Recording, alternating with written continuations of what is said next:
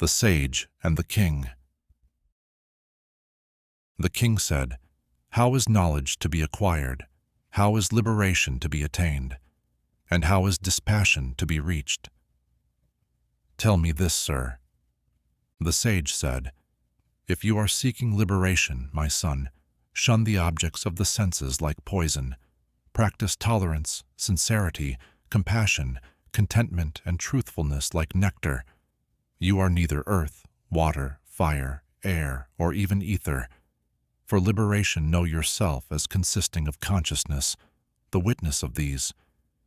If only you will remain resting in consciousness, seeing yourself as distinct from the body, then even now you will become happy, peaceful, and free from bonds. You do not belong to the Brahmin or any other caste. You are not at any stage, nor are you anything that the eye can see. You are unattached and formless, the witness of everything. So be happy. Righteousness and unrighteousness, pleasure and pain are purely of the mind and are no concern of yours. You are neither the doer nor the reaper of the consequences, so you are always free. You are the one witness of everything and are always totally free. The cause of your bondage is that you see the witness as something other than this. Since you have been bitten by the black snake of the self-opinion that I am the doer, drink the nectar of faith in the fact that I am not the doer, and be happy. Burn down the forest of ignorance with the fire of the understanding that I am the one pure awareness, and be happy and free from distress. That in which all this appears, imagined like the snake in a rope, that joy, supreme joy and awareness is what you are. So be happy. If one thinks of oneself as free, one is free, and if one thinks of oneself as bound, one is bound. Here, this saying is true. Thinking makes it so. Your real nature is as the one perfect, free, and actionless consciousness, the all-pervading witness, unattached to anything, desireless and at peace. It is from illusion that you seem to be involved in the cycle. Meditate on yourself as motionless awareness, free from any dualism, giving up the mistaken idea that you are just a derivative consciousness or anything external or internal. You have long been trapped in the snare of identification with the body. Sever it with the knife of knowledge that I am awareness, and be happy, my son. You are really unbound and actionless, self-illuminating and spotless already.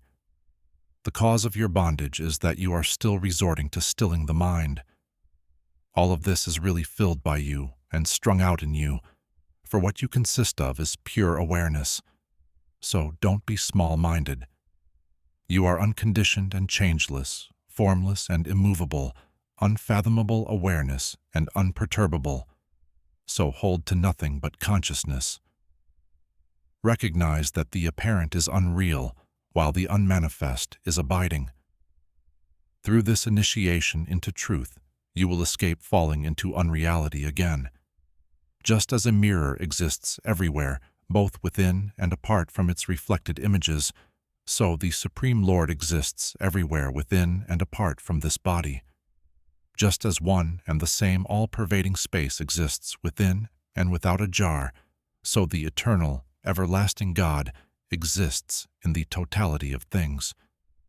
The king said, "Truly I am spotless and at peace, the awareness beyond natural causality. All this time I have been afflicted by delusion. As I alone give light to this body, so I do to the world. As a result, the whole world is mine, or alternatively, nothing is.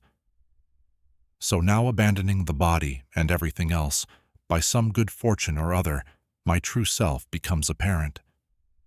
Just as waves, foam, and bubbles are not different from water, so all this which has emanated from oneself is no other than oneself.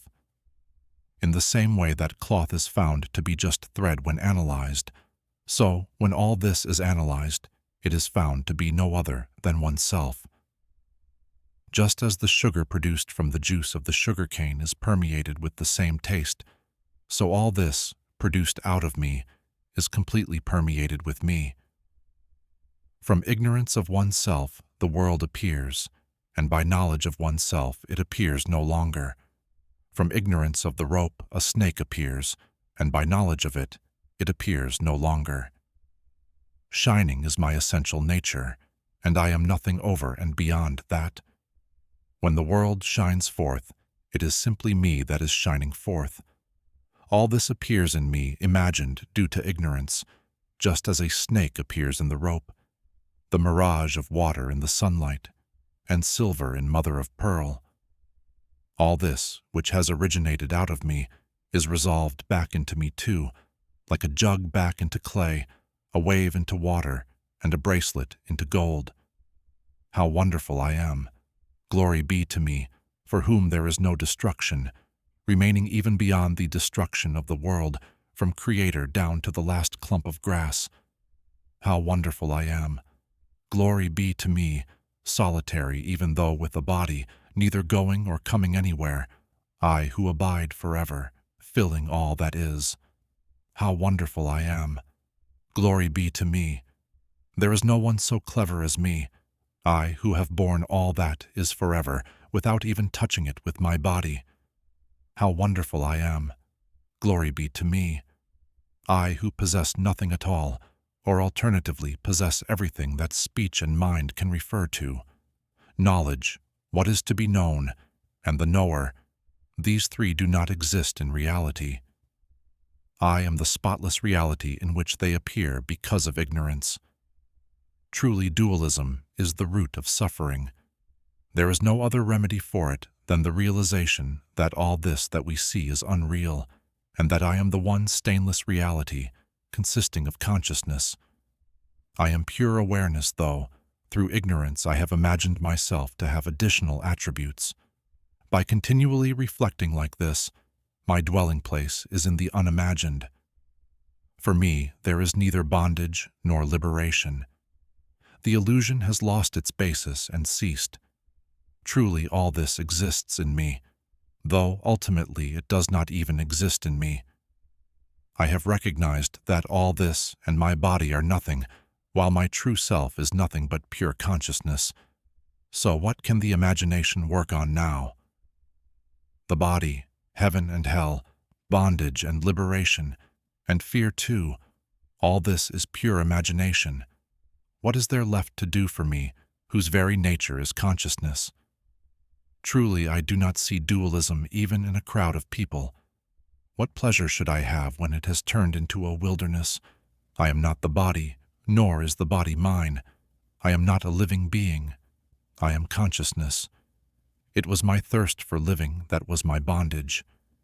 Truly, it is in the limitless ocean of myself that, stimulated by the colorful waves of the worlds, everything suddenly arises in the wind of consciousness. It is in the limitless ocean of myself that the wind of thought subsides, and the traitor-like living being's world bark is wrecked by lack of goods. How wonderful it is that, in the limitless ocean of myself, the waves of living beings arise, collide, play, and disappear according to their natures.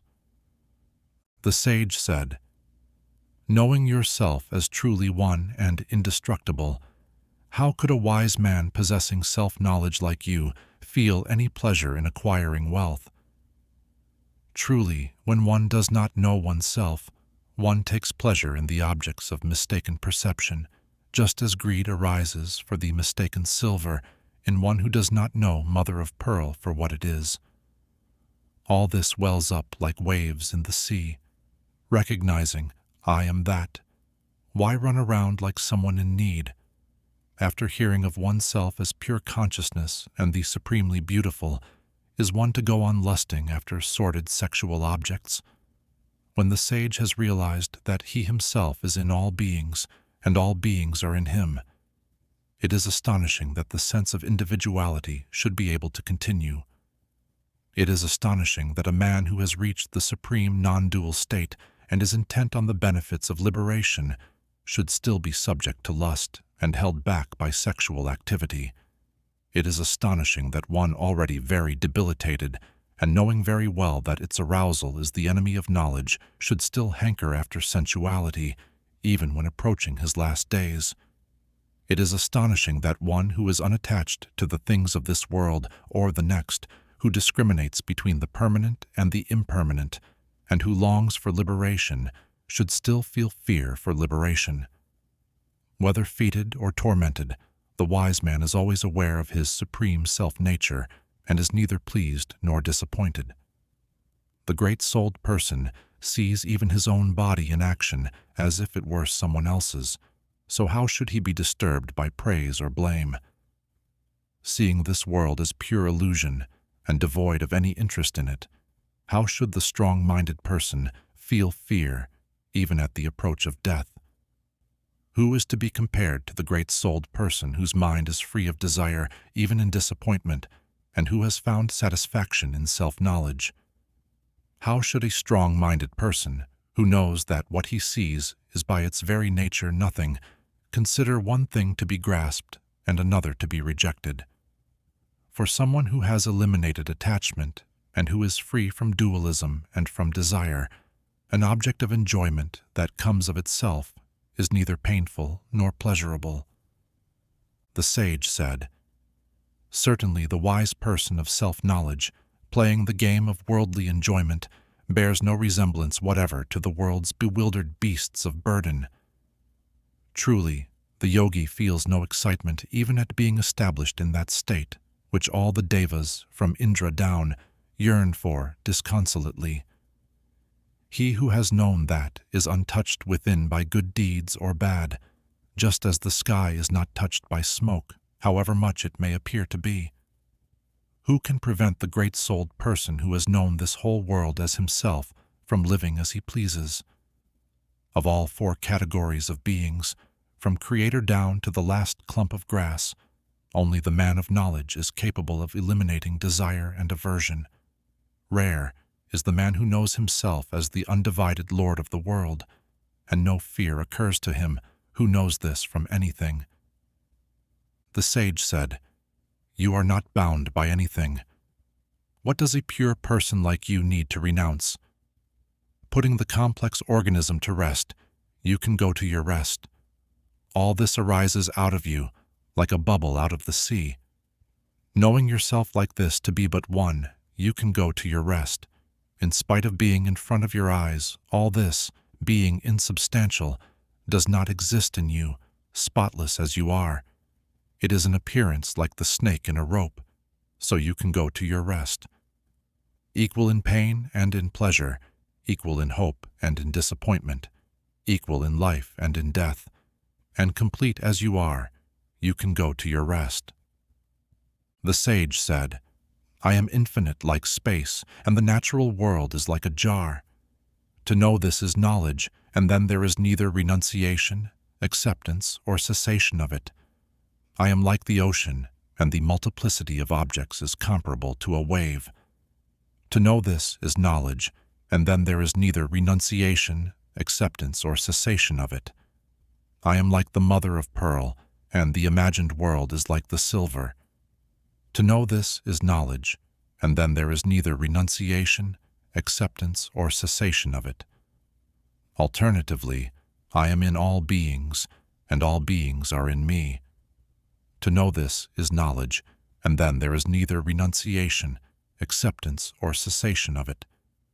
The king said, "It is in the infinite ocean of myself that the world bark wanders here and there, driven by its own inner wind. I am not upset by that. Let the world wave rise or vanish of its own nature in the infinite ocean of myself. There is no increase or diminution to me from it. It is in the infinite ocean of myself that the imagination called the world takes place. I am supremely peaceful and formless, and as such I remain. My true nature is not contained in objects, nor does any object exist in it, for it is infinite and spotless. So it is unattached, desireless, and at peace, and as such I remain. Truly I am but pure consciousness, and the world is like a conjurer's show, so how could I imagine there is anything there to take up or reject?" The sage said, Bondage is when the mind longs for something, grieves about something, rejects something, holds on to something, is pleased about something, or displeased about something. Liberation is when the mind does not long for anything, grieve about anything, reject anything, or hold on to anything, and is not pleased about anything or displeased about anything. Bondage is when the mind is tangled in one of the senses, and liberation is when the mind is not tangled in any of the senses. When there is no me, that is liberation, and when there is me, there is bondage. Considering this earnestly, do not hold on and do not reject. The sage said, knowing when the dualism of things done and undone has been put to rest, or the person for whom they occur has, then you can here and now go beyond renunciation and obligations by indifference to such things. Rare indeed, my son, is the lucky man whose observation of the world's behavior has led to the extinction of his thirst for living, thirst for pleasure, and thirst for knowledge. All this is impermanent and spoilt by the three sorts of pain. Recognizing it to be insubstantial, contemptible, and only fit for rejection, one attains peace. When was that age or time of life when the dualism of extremes did not exist for men? Abandoning them, a person who is happy to take whatever comes attains perfection. Who does not end up with indifference to such things and attain peace when he has seen the differences of opinions among the great sages, saints, and yogis? Is he not a guru who, endowed with dispassion and equanimity, achieves full knowledge of the nature of consciousness and leads others out of the cycle? If you would just see the transformations of the elements as nothing more than the elements, then you would immediately be freed from all bonds and established in your own nature. One's inclinations are the cycle. Knowing this, abandon them. The renunciation of them is the renunciation of it. Now you can remain as you are. The sage said, abandoning desire, the enemy, along with gain, itself so full of loss, and the good deeds which are the cause of the other two, practice indifference to everything. Look on such things as friends, land, money, property, wife, and bequests as nothing but a dream or a 3 or 5 day conjurer's show. Wherever a desire occurs, see the cycle in it. Establishing yourself in firm dispassion, be free of passion and happy. The essential nature of bondage is nothing other than desire, and its elimination is known as liberation. It is simply by not being attached to changing things that the everlasting joy of attainment is reached. You are one, conscious and pure, while all this is just inert non-being. Ignorance itself is nothing, so what need have you of desire to understand? Kingdoms, children, wives, bodies, pleasures, these have all been lost to you life after life, attached to them though you were. Enough of wealth, sensuality, and good deeds. In the forest of the cycle, the mind has never found satisfaction in these. How many births have you not done hard and painful labor with body, mind, and speech? Now, at last, stop.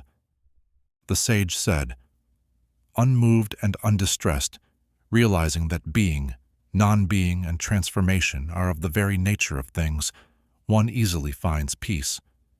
At peace, having shed all desires within, and realizing that nothing exists here but the Lord, the Creator of all things, one is no longer attached to anything. Realizing that misfortune and fortune come in their turn from fate, one is contented, one's senses under control, and does not like or dislike. Realizing that pleasure and pain, birth and death are from fate, and that one's desires cannot be achieved, one remains inactive, and even when acting does not get attached.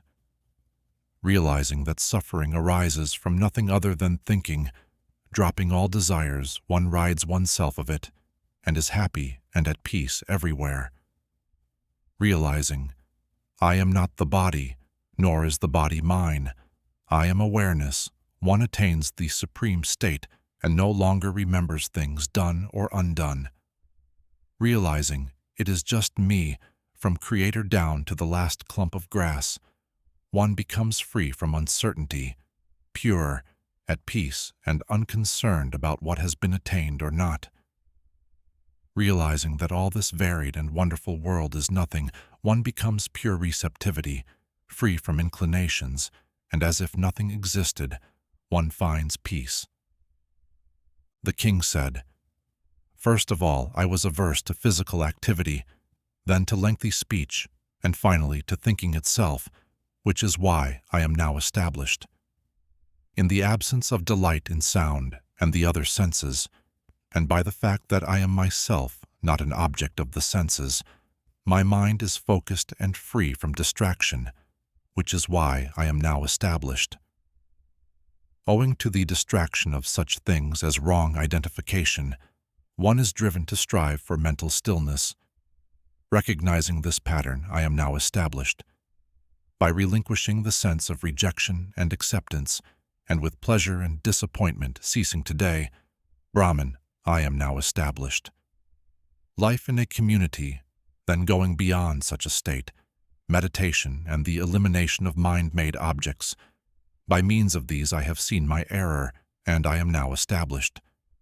Just as the performance of actions is due to ignorance, so their abandonment is too.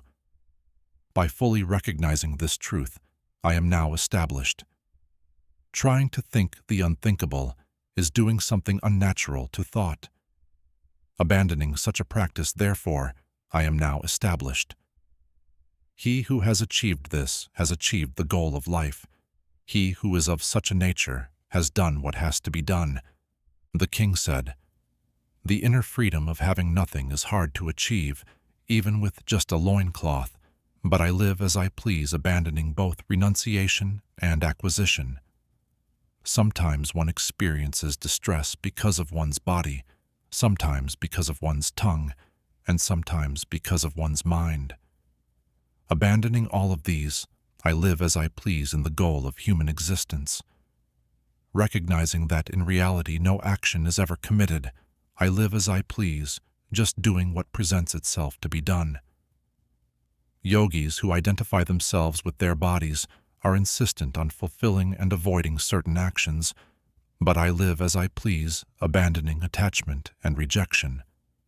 No benefit or loss comes to me by standing, walking, or lying down, so consequently, I live as I please, whether standing, walking, or sleeping. I lose nothing by sleeping and gain nothing by effort, so consequently, I live as I please, abandoning loss and success. Frequently observing the drawbacks of such things as pleasant objects, I live as I please, abandoning the pleasant and unpleasant." The king said, "He who by nature is empty-minded and who thinks of things only unintentionally is freed from deliberate remembering like one awakened from a dream.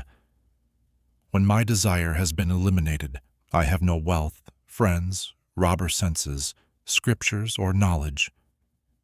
Realizing my supreme self-nature in the person of the witness, the Lord, and the state of desirelessness in bondage or liberation, I feel no inclination for liberation.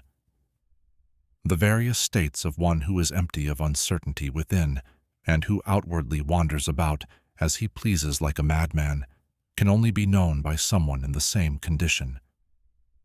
The sage said, "While a man of pure intelligence may achieve the goal by the most casual of instruction, another may seek knowledge all his life and still remain bewildered. Liberation is distaste for the objects of the senses. Bondage is love of the senses. This is knowledge. Now do as you please." This awareness of the truth makes an eloquent, clever, and energetic man dumb, stupid, and lazy, so it is avoided by those whose aim is enjoyment. You are not the body, nor is the body yours, nor are you the doer of actions or the reaper of their consequences. You are eternally pure consciousness, the witness, in need of nothing, so live happily. Desire and anger are objects of the mind, but the mind is not yours, nor ever has been. You are choiceless, awareness itself and unchanging, so live happily.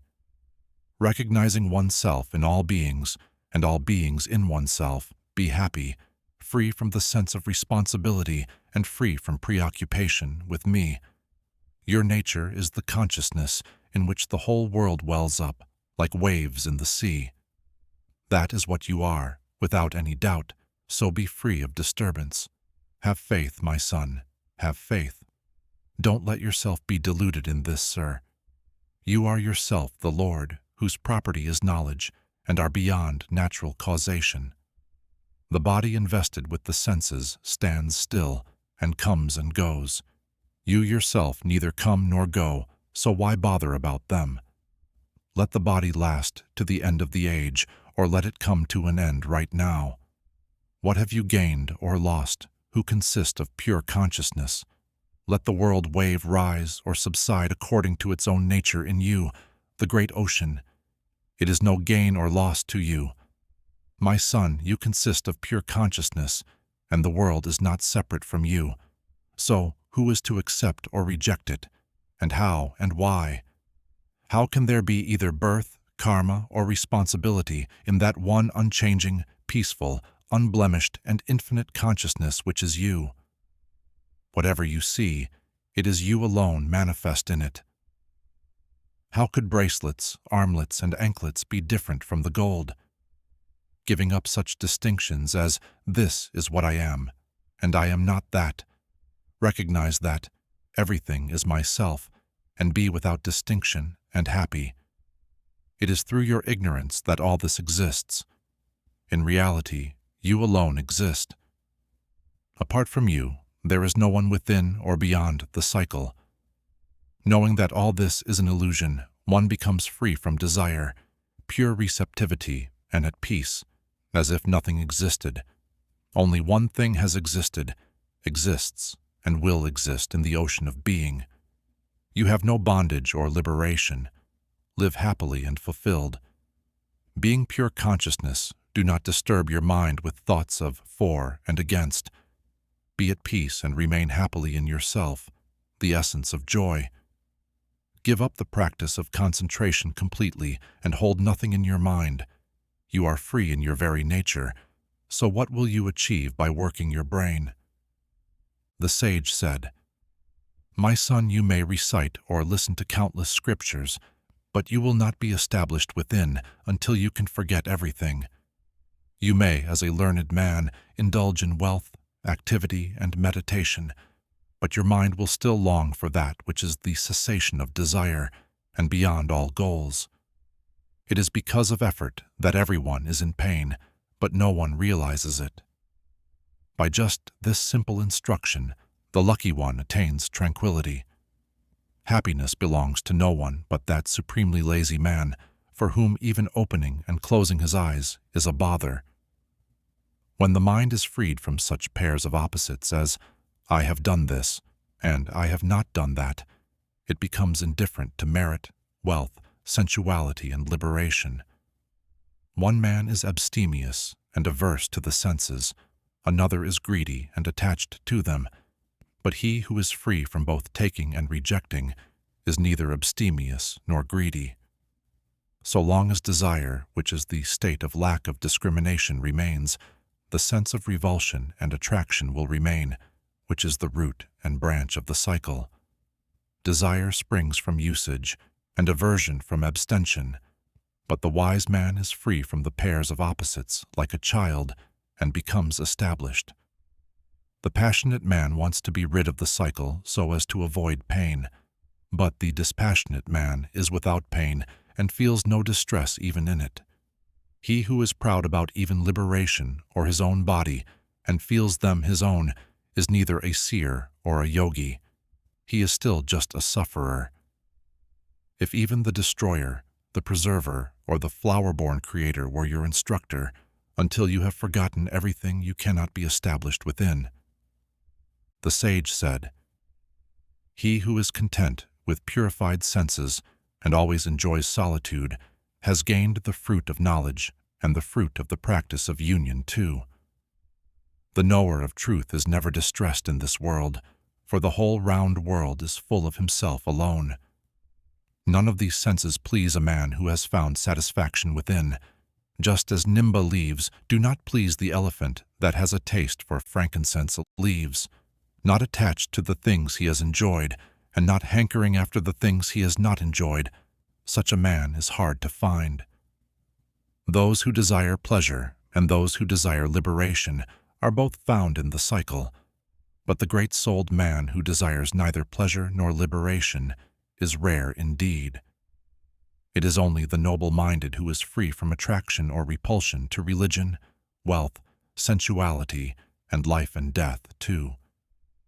He feels no desire for the elimination of all this, nor anger at its continuing, so the lucky man lives happily with whatever means of sustenance presents itself. Thus fulfilled through this knowledge, contented, and with the thinking mind emptied, he lives happily just seeing, hearing, feeling, smelling, and tasting. In him, for whom the ocean of the cycle has dried up, there is neither attachment or aversion. His gaze is vacant, his behavior purposeless, and his senses inactive. Surely the supreme state is everywhere for the liberated mind. He is neither awake or asleep, and neither opens or closes his eyes. The liberated man is resplendent everywhere, free from all desires. Everywhere he appears self-possessed and pure of heart. Seeing, hearing, feeling, smelling, tasting, speaking and walking about, the great-souled man who is freed from trying to achieve or avoid anything is free indeed. The liberated man is free from desires everywhere.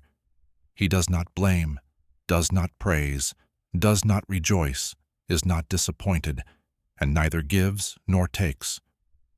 When a great-souled one is equally unperturbed in mind and self-possessed at the sight of a woman full of desire and at approaching death, he is truly liberated.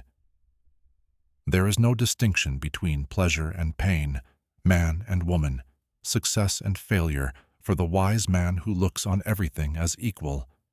There is no aggression or compassion, no pride or humility, no wonder or confusion for the man whose days of running about are over.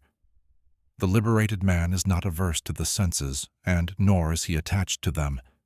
He enjoys himself continually with an unattached mind in both achievement and non-achievement.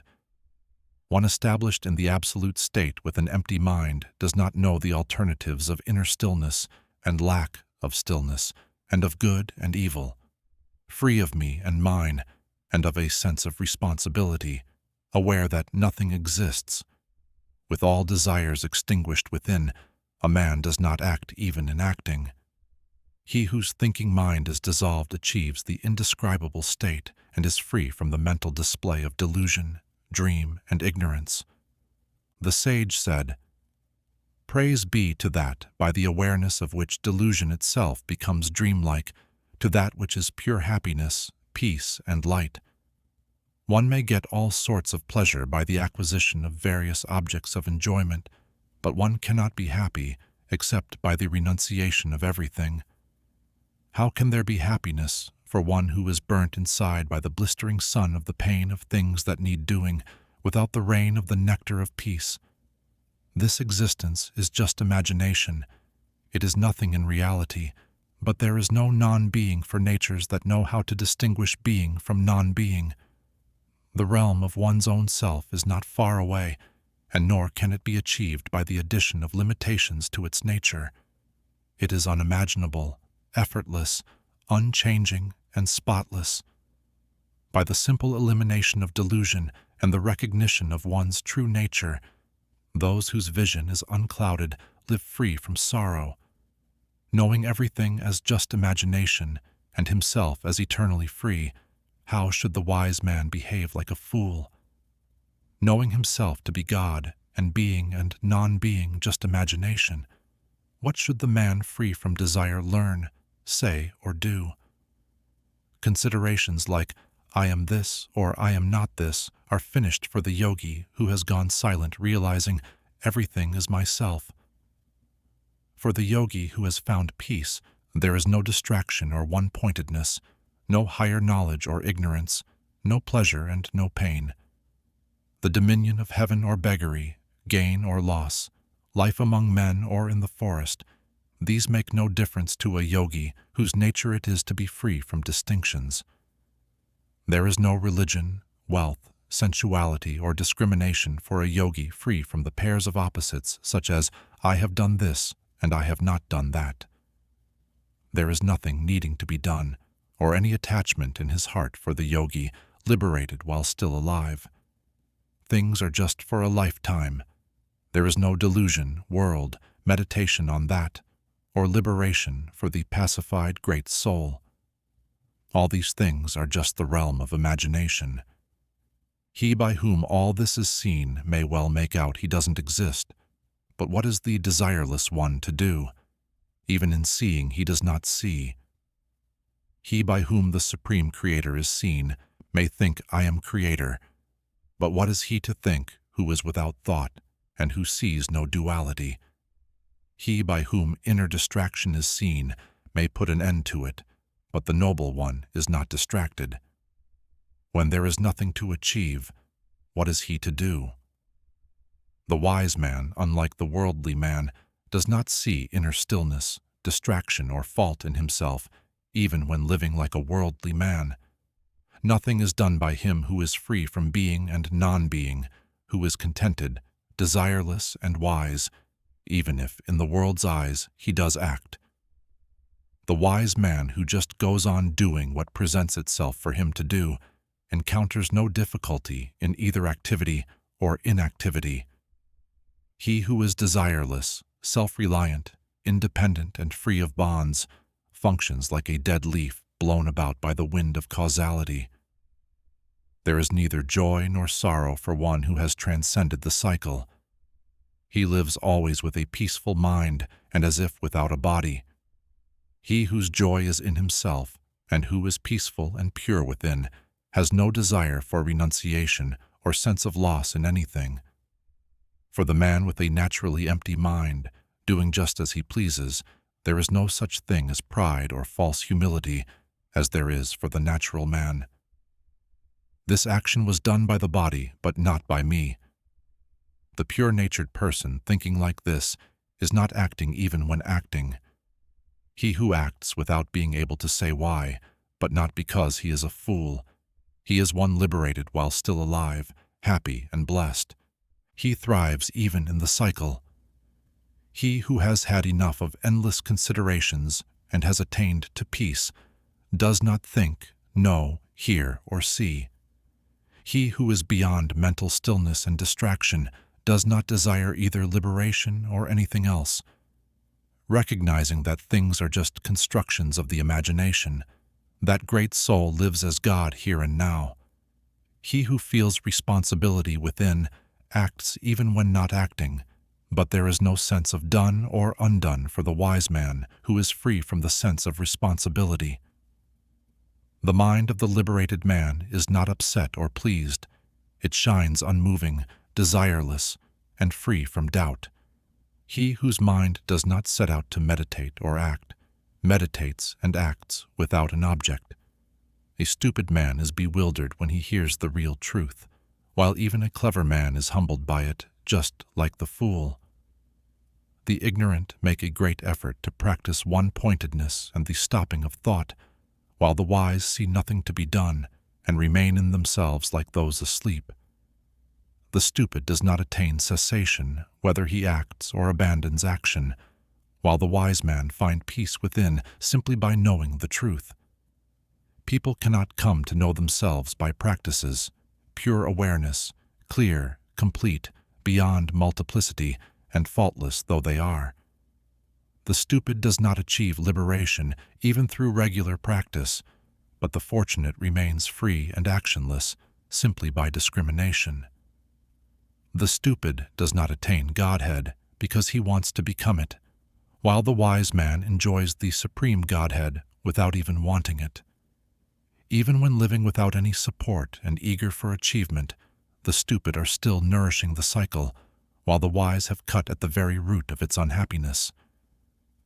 The stupid does not find peace because he is wanting it, while the wise discriminating the truth is always peaceful-minded. How can there be self-knowledge for him whose knowledge depends on what he sees? The wise do not see this and that, but see themselves as unending. How can there be cessation of thought for the misguided who is striving for it? Yet it is there always naturally for the wise man delighted in himself. Some think that something exists, and others that nothing does. Rare is the man who does not think either, and is thereby free from distraction. Those of weak intelligence think of themselves as pure non-duality, but because of their delusion do not know this, and remain unfulfilled all their lives. The mind of the man seeking liberation can find no resting place within, but the mind of the liberated man is always free from desire by the very fact of being without a resting place. Seeing the tigers of the senses, the frightened refugee seekers at once enter the cave in search of cessation of thought and one-pointedness. Seeing the desireless lion, the elephants of the senses silently run away, or, if they cannot, serve him like courtiers. The man who is free from doubts and whose mind is free does not bother about means of liberation. Whether seeing, hearing, feeling, smelling, or tasting, he lives at ease. He whose mind is pure and undistracted from the simple hearing of the truth sees neither something to do, nor something to avoid, nor a cause for indifference. The straightforward person does whatever arrives to be done, good or bad, for his actions are like those of a child. By inner freedom one attains happiness. By inner freedom one reaches the supreme. By inner freedom one comes to absence of thought. By inner freedom to the ultimate state. When one sees oneself as neither the doer nor the reaper of the consequences, then all mind waves come to an end. The spontaneous, unassumed behavior of the wise is noteworthy, but not the deliberate, intentional stillness of the fool. The wise who are rid of imagination, unbound and with unfettered awareness, may enjoy themselves in the midst of many goods, or alternatively go off to mountain caves. There is no attachment in the heart of a wise man, whether he sees or pays homage to a learned Brahmin, a celestial being, a holy place, a woman, a king, or a friend. A yogi is not in the least put out even when humiliated by the ridicule of servants, sons, wives, grandchildren, or other relatives. Even when pleased, he is not pleased, not suffering even when in pain. Only those like him can know the wonderful state of such a man. It is the sense of responsibility which is the cycle. The wise, who are of the form of emptiness, formless, unchanging, and spotless, see no such thing. Even when doing nothing, the fool is agitated by restlessness, while a skillful man remains undisturbed even when doing what there is to do. Happy he stands, happy he sits, happy sleeps, and happy he comes and goes, happy he speaks, and happy he eats. Such is the life of a man at peace. He who of his very nature feels no unhappiness in his daily life like worldly people remains undisturbed like a great lake, all sorrow gone. Even abstention from action leads to action in a fool, while even the action of the wise man brings the fruits of inaction. A fool often shows aversion towards his belongings, but for him whose attachment to the body has dropped away, there is neither attachment nor aversion. The mind of the fool is always caught in an opinion about becoming or avoiding something, but the wise man's nature is to have no opinions about becoming and avoiding. For the seer who behaves like a child, without desire in all actions, there is no attachment for such a pure one even in the work he does. Blessed is he who knows himself and is the same in all states, with a mind free from craving whether he is seeing, hearing, feeling, smelling, or tasting. There is no man subject to the cycle, sense of individuality, goal, or means to the goal for the wise man who is always free from imaginations and unchanging as space. Glorious is he who has abandoned all goals and is the incarnation of satisfaction, his very nature, and whose inner focus on the unconditioned is quite spontaneous. In brief, The great-souled man who has come to know the truth is without desire for either pleasure or liberation, and is always and everywhere free from attachment. What remains to be done by the man who is pure awareness and has abandoned everything that can be expressed in words, from the highest heaven to the earth itself? The pure man who has experienced the indescribable attains peace by his own nature, realizing that all this is nothing but illusion and that nothing is. There are no rules, dispassion, renunciation, or meditation for one who is pure receptivity by nature and admits no knowable form of being. For him who shines with the radiance of infinity and is not subject to natural causality, there is neither bondage, liberation, pleasure, nor pain. Pure illusion reigns in the cycle which will continue until self-realization. But the enlightened man lives in the beauty of freedom from me and mine, from the sense of responsibility, and from any attachment. For the seer who knows himself as imperishable and beyond pain, there is neither knowledge, a world, nor the sense that I am the body or the body mine. No sooner does a man of low intelligence give up activities like the elimination of thought than he falls into mental chariot racing and babble. A fool does not get rid of his stupidity even on hearing the truth. He may appear outwardly free from imaginations, but inside he is hankering after the senses still. Though in the eyes of the world he is active, the man who has shed action through knowledge finds no means of doing or speaking anything. For the wise man who is always unchanging and fearless, there is neither darkness nor light nor destruction nor anything. There is neither fortitude, prudence, nor courage for the yogi whose nature is beyond description and free of individuality. There is neither heaven nor hell, nor even liberation during life. In a nutshell, in the sight of the seer, nothing exists at all.